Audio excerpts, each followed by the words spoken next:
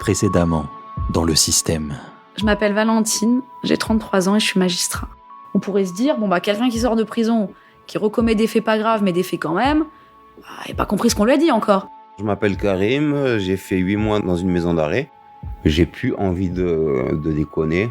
Alors, dealer de la drogue fini, voler fini, braquer fini, ça me branche pas. Pourtant, on m'en a proposé des coups pour me rhabiller. Comme ils disent, quand tu sors de tôle, faut te rhabiller.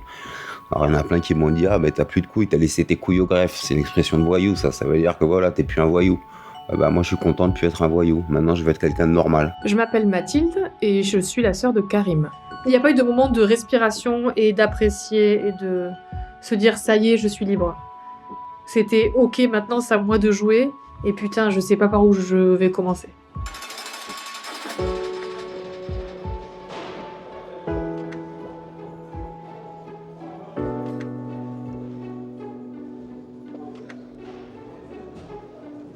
J'en sors, là, ça fait 6 mois que je suis sorti, et voilà. Le plus dur entre la sortie et maintenant, ça a été de tenir le coup. Tenir le coup au niveau des fréquentations, au niveau de l'addiction. Pas glisser dans la dope comme j'avais fait avant. Mon intégrité physique, elle en a pris un coup.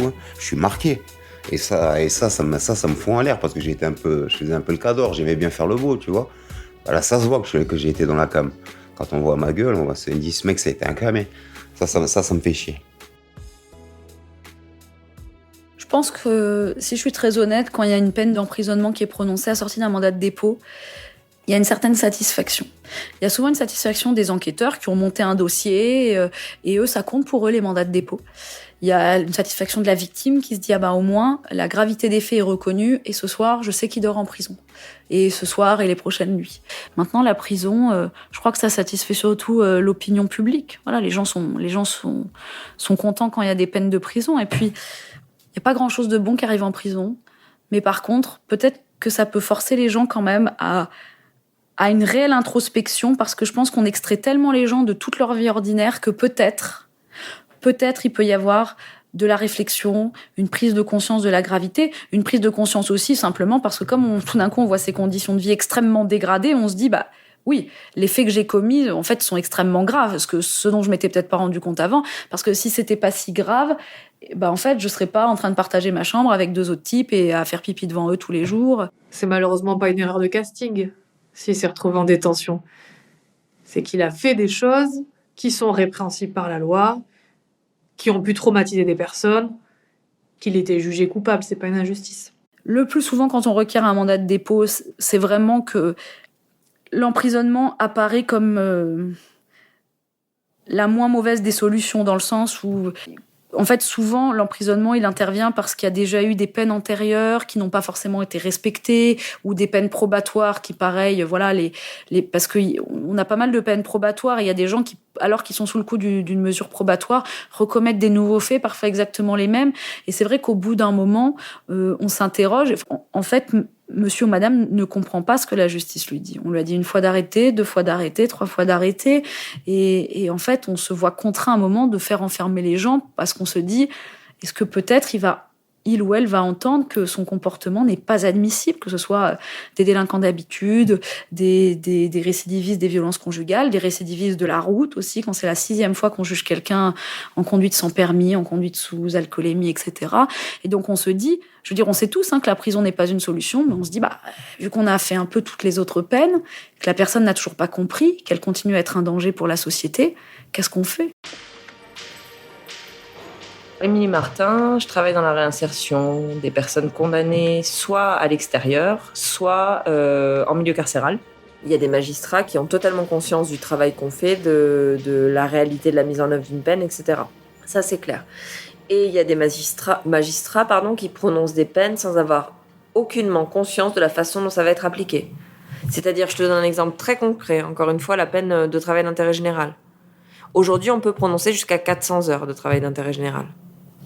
T'as des magistrats qui vont le prononcer en se disant c'est très bien, c'est une super peine, etc. Dans un secteur dit rural, où le mec habite à Pétaouchnok, n'a pas de voiture, n'a pas de moyens proches, familiaux, j'entends, de se déplacer, et qui, finalement, ces heures, il pourra jamais les mettre en application. Pourquoi ? Parce qu'en plus, le partenaire n'existe pas. Pourquoi ? Parce que le référent en question, oui, il existait il y a 20 ans. Depuis, Dédé qui s'occupait d'aider les personnes en tige à faire paître les moutons, je dis n'importe quoi, mais il est mort, en fait. Donc, il n'y a plus de partenaires de tige dans le secteur en question. Et ça, c'est valable dans la zone rurale, mais c'est valable ailleurs aussi. Hein. La prison, c'est le moins risqué comme peine à prononcer. Parce que ça veut dire que la personne, de toute façon, tant qu'elle y est, entre guillemets, à moins d'agresser d'autres détenus, d'agresser des surveillants pénitentiaires, ce qui arrive, hein, mais elle va plus rien faire. Alors que toutes les fois où on accepte une peine probatoire, ou alors on fait exécuter les peines fermes autrement, c'est-à-dire avec un bracelet, avec un travail d'intérêt général, etc., on prend le risque que les gens commettent des faits. Sur les 6 premiers mois d'exercice où j'ai occupé mon poste, j'ai été heurtée par cette volonté de faire bouger les lignes que j'avais très profondément, par souci de justice, par souci d'équité, on l'appelle comme on veut. Et mon père m'a dit à juste titre, j'ai passé plus de 35 ans de carrière à essayer de faire évoluer un système, et je me suis cassé les dents. Sache une chose, c'est que le système, tu ne le changeras pas.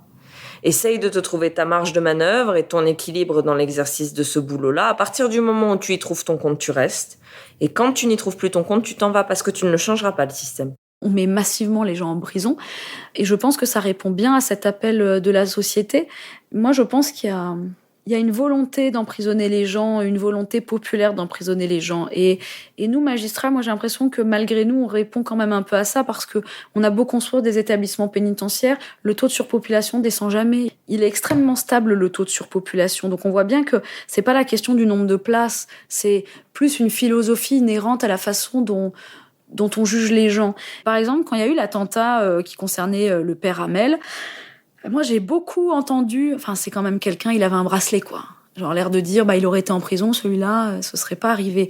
Et je dis ce cas parce qu'il me revient en mémoire, mais c'est vrai que toutes les fois aussi où on fait le pari des gens qui vont pas recommettre d'infraction, en fait, toutes les fois où on fait le choix d'une peine probatoire ou d'un aménagement à l'emprisonnement, moi, je trouve qu'on prend un risque. Parce que quelque part, si quelque chose se passe, si l'homme ou la femme qu'on laisse sortir s'avère finalement être un dangereux terroriste, ou quelqu'un qui va sortir et aller tuer sa femme ou son époux en sortant de votre tribunal, etc., clairement, on sera tenu pour responsable. Et moi, j'estime que les gens sont quand même responsables d'eux-mêmes et qu'on peut pas anticiper. Enfin, c'est pas Minority Report. Et je trouve que c'est un ouvrage et un film extrêmement intéressant là-dessus, c'est qu'on peut pas anticiper le risque. Et la prison, c'est l'absence de risque. Ce qui fait que quelqu'un va repasser à l'acte, ça peut être, c'est plurifactoriel. C'est pas, et qu'on essaie d'anticiper au maximum les risques. C'est-à-dire que par exemple, les conjoints qui nous ont l'air très dangereux, où on a des expertises qui nous disent lui ou elle est dangereux, qui tiennent des propos absolument pas rassurants à l'audience, c'est vrai qu'on va avoir tendance à demander de l'emprisonnement ferme en se disant au moins peut-être des soins seront mis en place. Qui mettent plus de personnel encadrant, tu vois, plus d'assistants sociaux, plus de psy, plus de gens qui t'aident à te réinsérer. Tu vois que quand t'as une rage dedans, t'attends pas 15 jours. Quand qu'il y ait des médecins, qu'il y ait du personnel, quoi. Plus de place. Ouais, plus de place. C'est ça la punition de la prison. Voilà, c'est une pause, mais inutile. Voilà, c'est la perte de temps. Voilà, je dirais que c'est ça la punition, c'est la perte de temps. C'est ce que j'ai ressenti. Ouais. La punition, c'est la perte de temps. T'apprends rien du tout. À part sur le vice humain. Mais ça t'apprend rien. Non.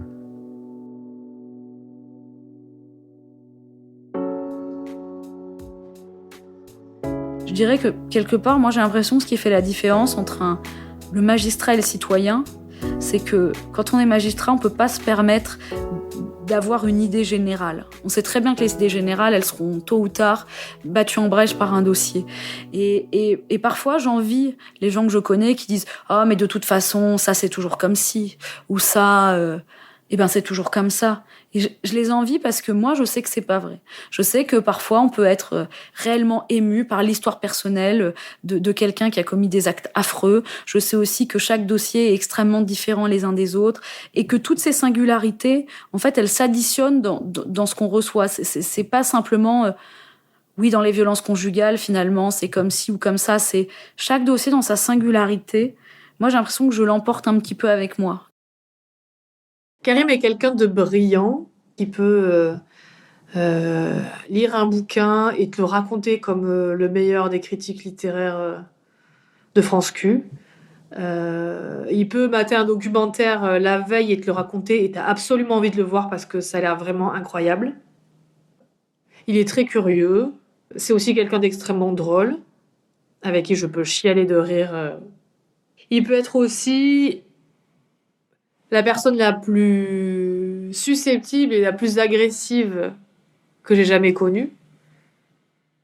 En fait, c'est pas dans son caractère de base, c'est induit par 20 ans d'addiction et de confrontation au monde de l'addiction, à la rue, au manque. Je pense que ces incarcérations aussi ont joué et ont pesé dans la balance et ont modifié sa personnalité avec des traumatismes qui ont créé des réactions disproportionnées en fonction des situations où il se trouve. Les gens se mettent systématiquement du côté de la victime en disant « mais moi, si c'était moi, j'aimerais ça ». Et du coup, j'essaie toujours de leur expliquer quand même que le procès pénal, c'est pas que pour les victimes, c'est aussi pour les victimes, mais c'est pas que pour elles. Et peut-être que ça peut être difficile à concevoir, mais c'est aussi pour le prévenu. Et ça, c'est ce que je trouve beau aux assises, c'est que comme on s'intéresse à la personnalité de l'accusé aux assises, comme on prend le temps, je trouve que ça restitue les gens dans leur humanité. Et on juge pas seulement un acte monstrueux, on juge une personne qui l'a commis et pourquoi elle l'a commis. Pour les jurés, donc en matière criminelle, ce qu'il faudrait qu'ils sachent, c'est qu'ils replacent la personne qu'ils ont en face d'eux dans leurs conditions d'être humain. Alors attention, même moi j'ai du mal à le faire quand on est sur des actes absolument odieux, abjects. Mais ça pour moi, on est plus dans la maladie mentale. On est dans de la psychiatrie, on est dans de la psychopathie, des choses qui sont quand même à la marge, quoi. On est sur moins de 2% des infractions criminelles. Indépendamment de ça, voilà, j'aimerais qu'ils puissent être en mesure de les replacer dans leur position d'être humain. Se dire que peut-être qu'un jour, un frère, une mère, un père, un ami, une amie puissent louper cette fameuse marche et même en arriver à faire des trucs très graves, hein, parce qu'il y a des trucs extrêmement graves qui sont faits par des gens qu'on n'aurait pas soupçonnés capables d'eux. Les gens ne sont pas toujours au clair avec l'irrationalité humaine. Je ne pars jamais du principe que les justiciables, qu'ils soient partie civile ou auteurs, sont éloignés de moi. Je me dis, ça pourrait être moi, ça pourrait être quelqu'un que je connais, et j'essaie de maintenir cette même distance. J'essaie de pas me positionner que du côté de la victime, de pas non plus me positionner que du côté de l'auteur, de trouver cette juste distance. J'ai pas de mal à penser que sur une goutte d'eau, on peut avoir un geste grave et malheureux, qui a des conséquences graves et malheureuses sur quelqu'un, tout en étant parfaitement intégré, éduqué, etc., etc. Et après, les gens sont toujours... c'est tarte à la crème, mais c'était quelqu'un de tellement gentil, poli, discret, il ou elle, hein, bien sûr. Alors que on porte tous de la colère en nous, on porte tous de la violence en nous. Et selon la façon dont on a été élevé, dont on a grandi, selon notre parcours, selon notre vie, on est plus ou moins en capacité de la sublimer, d'en faire quelque chose de positif ou d'en être le jouet. Ce qui est terrible, c'est que, au fond, je sais que c'est ce qu'on appelle un gentil garçon. C'est peut-être pas le terme approprié, mais ouais, c'est un mec bien à la base. Sauf qu'il est capable des pires horreurs. Il l'a, enfin, je veux dire, voilà. On est parti sur un mec bien qui a eu 20 ans d'addiction et d'expériences hyper violentes qui l'ont transformé pour toujours, je pense, en plus. Il a parfois certainement dû être obligé d'avoir ces attitudes pour survivre dans un environnement qui n'est pas celui dans lequel j'évolue et dans lequel je n'ai jamais évolué.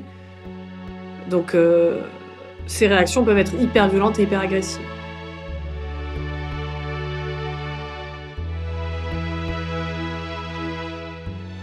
C'est difficile parce que tu sais que la réinsertion, c'est difficile. Tu sais pas forcément où aller. Tu sais pas forcément comment ça se passe. Si on va encore t'envoyer chier. Des fois, tu sors de prison, t'as la rage. Hein. Des fois, t'as la haine. Hein. T'es un rageux. Hein. T'as envie de parler à personne. T'en as marre de raconter ta vie. Hein. Donc... Je m'appelle Sophie. Je suis surveillante pénitentiaire. Enfin, c'est pas une vie d'être incarcéré, quoi. Bien sûr, quand on commet des crimes, je dis pas, mais pour des délits Quand on passe des mois et des mois en prison, je vais dire, il y a autre chose à l'extérieur que d'être enfermé entre quatre murs quand même. Pour moi, c'est pas une injustice qu'il était en prison. Qu'il était jugé coupable, c'est pas une injustice. L'injustice, c'est ce qu'est la prison aujourd'hui en France. Je pense que personne ne peut, de ce que j'en sais, de ce que j'en vois, de ce que j'en ai appris, je pense que personne ne peut en sortir meilleur. Je pense que personne ne sort, un, indemne, et deux, meilleur de l'incarcération. En tout cas en maison d'arrêt. Certains sont venus en tant que mineurs et qui reviennent en tant qu'adultes, oui, effectivement. C'est malheureusement un schéma qu'on constate souvent. Ouais, c'est bien dommage, ouais. Je dirais qu'une femme reviendra quand même moins en prison. Peut-être parce qu'elle a une vie de famille, peut-être parce qu'elle a des enfants et que ça la retient de faire entre parenthèses, des conneries ou des crimes, enfin des délits, plutôt des crimes, c'est autre chose. Des délits. Un homme, oui, ça revient beaucoup. Plus les hommes, oui, effectivement. Ouais, plus les hommes pour des délits vol, stup. Déclic, regarde, j'ai gâché ma vie, j'ai 40 piges, j'ai rien, j'ai tout gâché. J'ai mon fils qui commence à capter. J'ai envie d'être inséré normalement, un boulot, une famille. J'ai plus le sirop de la rue. C'est pour ça que la justice est humaine, c'est parce qu'il faut miser sur l'humain et miser sur le fait que oui, les gens peuvent changer. Sinon, si on pense que les gens peuvent pas changer, il faut pas faire le métier de magistrat. Et moi, j'aimerais bien travailler sur ça, sur la prévention. Je sais pas, éducateur, je peux pas avec mon casier ou dans une assoce, travailler sur ça, sur mon expérience et essayer de la transmettre aux autres et de pas tomber dans ce piège. Parce que c'est ça, tu tombes dans le piège à 20 ans, tu crois que t'es fort et puis à 30 ans, tu te rends compte que t'es pris dedans et que c'est plus toi qui gères. Donc j'aimerais bien essayer de travailler sur ça. Idéalement, Après, si je trouve pas, je ferai autre chose. Mais idéalement, ça serait de me servir de ça, de ces sales expériences horribles, pour essayer de le faire éviter à d'autres personnes. La détention en maison d'arrêt ne lui a fait absolument aucun bien, aucun bénéfice. Je pense que ça l'a traumatisé à bien des égards. Un choc post-traumatique parce que la prison est devenue ultra violente, enfin celle où j'étais. Je ne supporte plus la violence, ni dans les films, ni dans la rue. J'ai même des stress quand je dois sortir dans la rue. J'ai pas une agoraphobie, mais quand je revois des zonards, des lascars que je connais, des dealers, des toxicos, ça me stresse d'une façon vraiment, vraiment grande. J'ai vu un gars, le ventre ouvert, qui se tenait les tripes. Et moi-même, je me suis fait défoncer une fois en début de promenade, en début de peine, très très violemment, où j'ai cru vraiment que j'allais y passer. Et ouais, voilà. À ça, j'y repense, oui. Sans compter d'autres faits de violence que j'ai vus en promenade, complètement déjantés, des coups de couteau, des verres cassés, des mecs dévisagés. Ouais, ça, j'y repense, oui, bien sûr. J'y repense pas en forme de souvenir concret, mais ça participe un peu à l'angoisse que j'ai tout le temps, au stress que j'ai tout le temps. Parce que c'est un stress, ça génère du stress. J'ai du mal à m'endormir, je suis un peu parano, hyper méfiant. J'essaie d'éviter les embrouilles. J'ai l'impression qu'on va ouvrir ma porte, je coince ma porte, je ferme mes volets, je mets la télé tout doucement, j'ai l'impression qu'on m'écoute.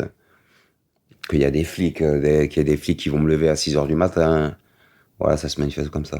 Je m'endormais à coup de cacheton. Là, je suis à la moitié de ma vie.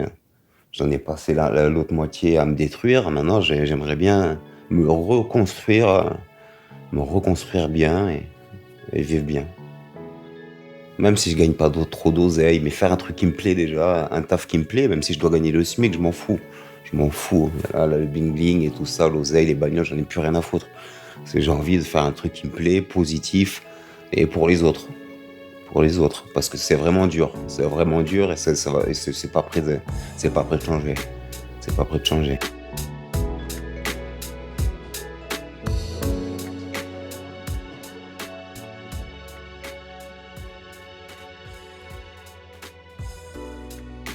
Vous venez d'écouter Le Système, un podcast d'Élise Costa et Mathilde Largetot, produit et réalisé par Slate.fr sous la direction de Christophe Caron et Benjamin Septem-Ours. La musique est signée Arnaud Denzler.